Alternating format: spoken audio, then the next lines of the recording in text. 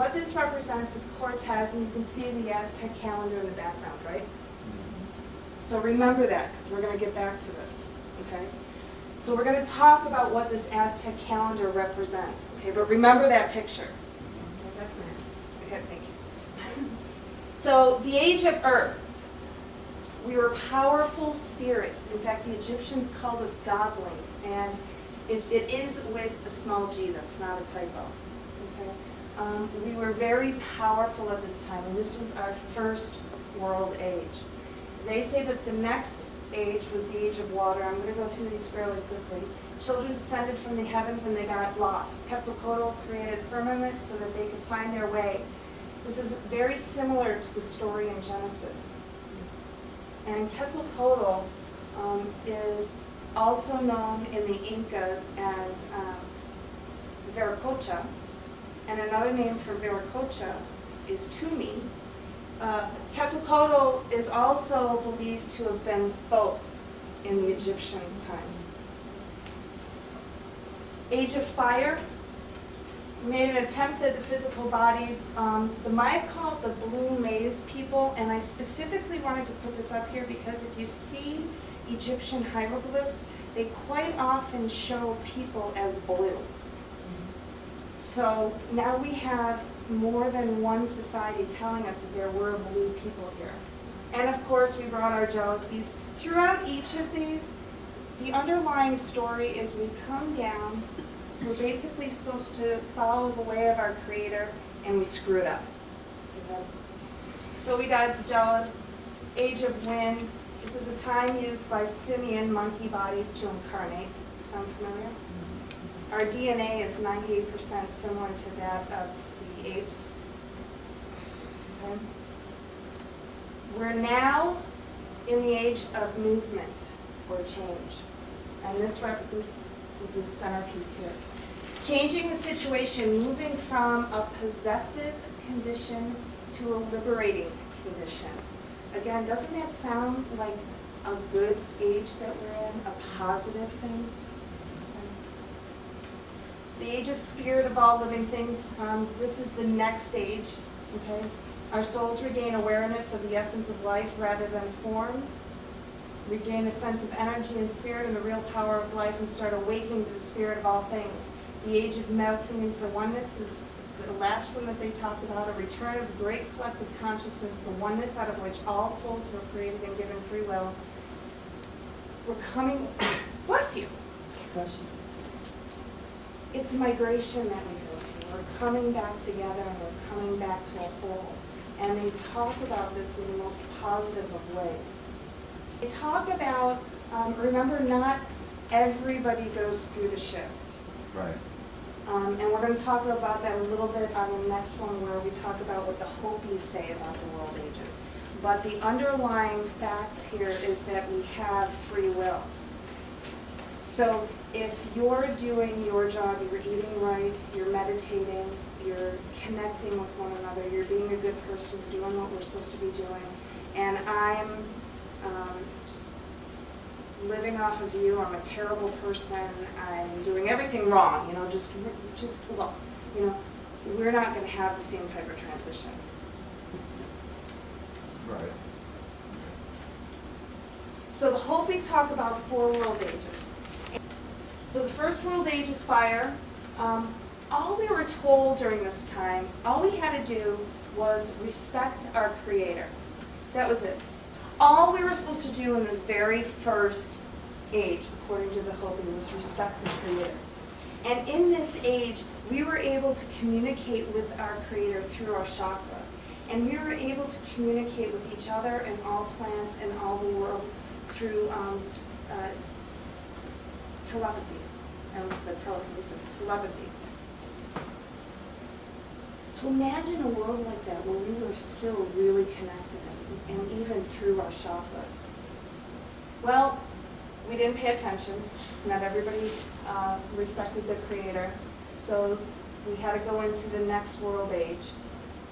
First one being destroyed by fire. Each one of these, you'll see in the beginning, is how that world age is destroyed. The second world age is ice, And then in this one, we still had to respect the Creator, but now we've got a second task to do. Now we have to sing with joy from our hearts. Neither one of them sounds really difficult, right? We still didn't completely pay attention. In this age, we were telepathic with each other only, so we lost the connection to the Creator, and we also lost the connection to the other plants and the animals, but we could still communicate with one another. The third world, all we had to do there was respect one another, sing with joy, and of course respect the Creator, right? So we're adding to it. This world, they say, was started by the twins. And for those of you that have heard the story from the Maya also have a hero twin story that come down and save the world or the earth. In this one, the twins come down and they shifted the planet so that the ice would melt to form this world. Does that sound familiar? The ice caps? So this is in their history. We built the cities, we had no telepathy, and we completely lost the way of the Creator. Does it sound like we're making a similar kind of progress through this age even? I mean, we're slowly moving away from what's really important in life, okay? And of course, we didn't pay attention then. Although in this world, the Spider Woman came down and she told the people that we're respecting one another, we're singing from joy, and we're respecting the Creator, how to build boats out of reeds. And when every single one of the last boats were capped off, that's when the flood came. Okay, so we have we have a very similar story that we're hearing from around the globe. The next world, we had to make the correct choices along with the other ones. This is the world that we're in now. Okay, so follow your stars, and the Creator will bring you your highest good. So what does that mean, follow your stars? The Hopi say that we were supposed to go out on this world and migrate around the planet, explore the planet, but follow your stars, follow your destiny path. Okay. Did I hear a groan? A celebration. Embrace co-creation, and we will co-create with the Messiahs, our masters. Now, I want you to remember this. So they're saying that in this world age, we are supposed to embrace co-creation. We're going to see that co-creation again. Okay? And it happens to be the time that we're in right now. So, just a real brief history. We're going to go into the Maya now. Okay? The Maya did not disappear. The Maya survived this, many survived the Spanish invasion. Some went to the mountain, to the place of their ancients. Many people, and I hear people in conversation all the time saying, the Maya got wiped out. That's not the case. The Maya had their prophecies, and they prophesied that the Spanish or someone would be coming.